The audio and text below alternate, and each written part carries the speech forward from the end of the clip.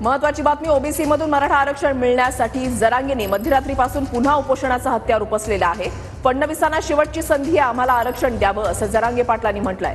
मराठ्यांना आरक्षण दिलं नाही तर गुडघे टेकायला लावेल असं जरांगे पाटलांनी म्हटलेलं आहे। फडणवीस आणि भुजबळ दोघं जातीवादी माणसं असल्याचा आरोप जरांगे पाटलांनी केलाय। नसता राज्यातला सगळा त्यांच्या पक्षासह सगळा मराठा समाज म्हणणारे देवेंद्र फडणवीस दोषी तो जाणून बुजून देत नाही।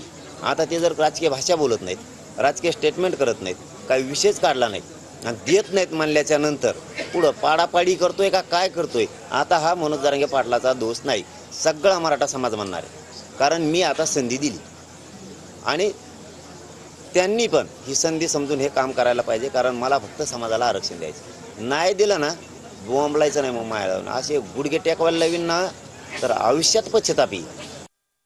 काही काहींचं असतं ते, जिकडं गर्दी आहे, जिकडं मीडिया आहे, जिकडं फोकस आहे तिकडं जाऊन बसायचं, म्हणजे त्यांना फोकस लायसाठी। आम्ही फोकस लायसाठी आंदोलन नाही करत, आमच्या गरिबाला न्याय मिळावा म्हणून करतो। ती काय देवेंद्र फडणवीसची तालीम आहे किंवा छगन भुजबळची तालीम नाही आहे। जिकडं फोकस असेल तिकडं पळायचं, नुसतं उधळायचं मोगं।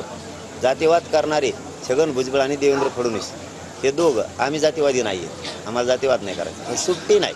आम्ही राजकारणाकडं मला जायचं नाही, माझ्या समाजाला जायचं नाही, इतकं स्पष्ट मी सांगितलं आहे आता। मग तुम्ही का दिलं नाही आता इतकं बोललेलं असतानाही? भाजपमधलेच मराठी विचारणार आहेत आणि जे त्यांचे आहेत ना ते 4-2 चुट्टे चाट्टे त्यांच्याकडं फडणवीस साहेबाकडे खिशे कापू बारकुले, मोठाले चुट्टे, लहाने चुट्टे, मोठे चोट्टा, सगळा दरोडा टाकणारा, घोरटा चोर, आमके तमके, बांधावरचे गवतं कापणारे चुट्टे चाट्टे सगळे त्यांजवळ आहेत। याला लय माया येते ना पक्षाचे नेत्याची, त्याला म्हणा आता फडणवीस साहेबाकडे जाऊन बसा।